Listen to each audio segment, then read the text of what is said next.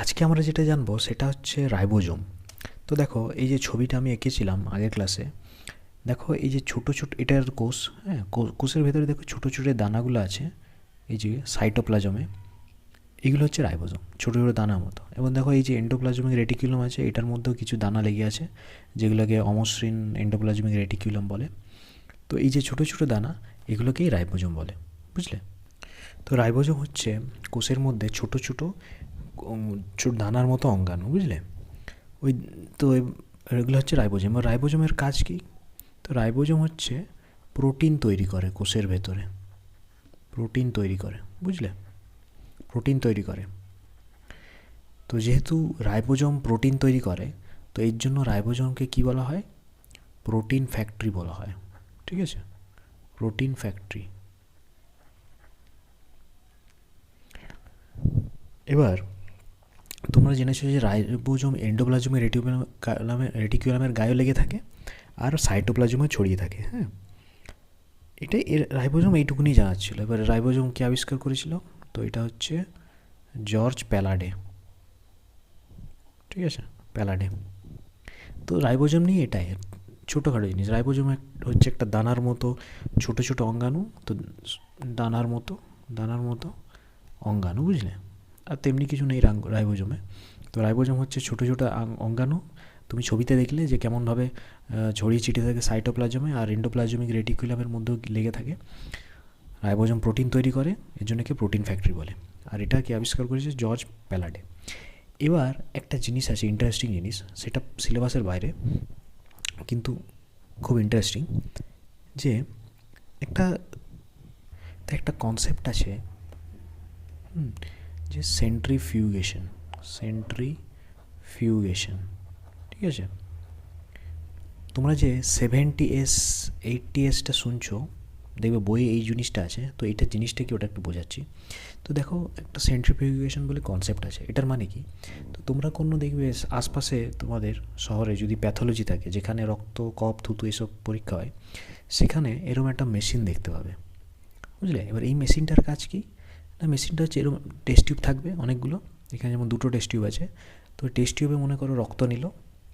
এবার এই মেশিনটা এত জোরে গোল গোল গোল গোল ঘুরবে, এত স্পিডে ঘুরবে, যে রক্তর মধ্যে যা যা থাকে ওগুলো সব আলাদা আলাদা হয়ে যাবে, বুঝলে? মনে করো তুমি টেস্ট টিউবে, এটা টেস্ট টিউব, তুমি এতটা রক্ত ভরলে, তো এটা এরমভাবে দেখে এমন গোল গোল ঘোরানো হলো যে দেখবে একটা সময় আসবে যে এই টেস্ট টিউবের ভেতরে রক্তের মধ্যে ভেতরে থাকা যে লোহিত রক্তকণিকা, সেটা এইটুকুনি দেখাচ্ছে। তারপর এইখান থেকে এইটুকুনি দেখাচ্ছে তোমার শ্বেত রক্তকণিকা, আর এখান থেকে হলুদ রঙের দেখাচ্ছে প্লাজমা। প্লাজমাই বলে, হ্যাঁ প্লাজমা। তো দেখবে তিনটে আলাদা আলাদা দেখাবে, বুঝলে? কিন্তু পুরোটা মিলে কিন্তু রক্ত। কিন্তু এটা এত স্পিডে ঘুরবে মেশিনে যে তিনটে আলাদা হয়ে যাবে।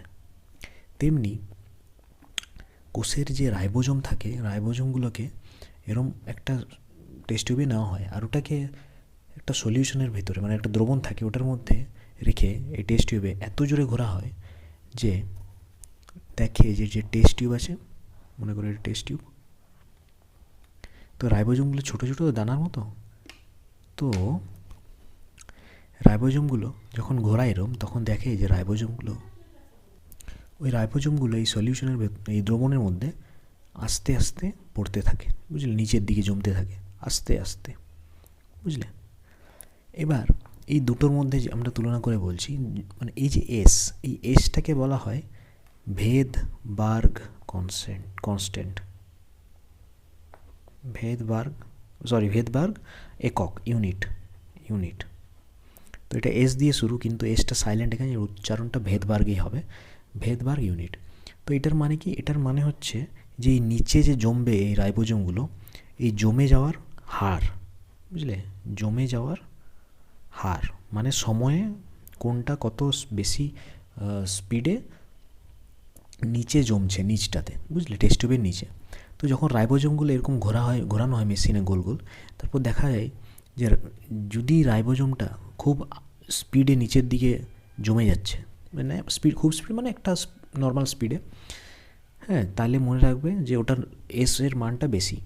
আর যদি মনে করো রাইবোজোম খুব আস্তে আস্তে নিচের দিকে নামছে, আস্তে আস্তে নিচে নিচে নেমে গিয়ে না জমছে, তাহলে ওটার যে তাহলে ওটা কম, তার মানে এজটা ওটা কম।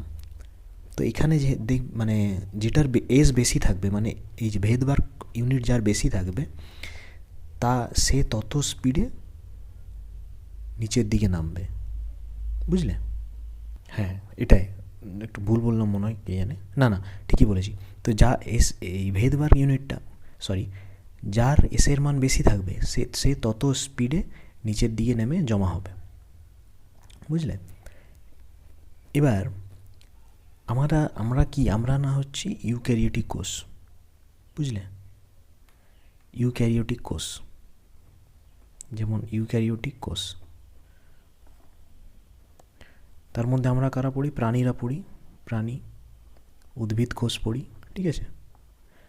এবার এই ইউক্যারিওটিক কোষে আমার 80S প্রকৃতির, মানে 80S প্রকৃতির রাইবোজোম থাকে, ঠিক আছে? এবারে 80Sটা কী কাজে লাগে, মানে এবার এটা জেনে আমরা কি করব যে এটা 80S, এটার যে ভেদবার্গ ধ্রুব এককটা ওটা 80।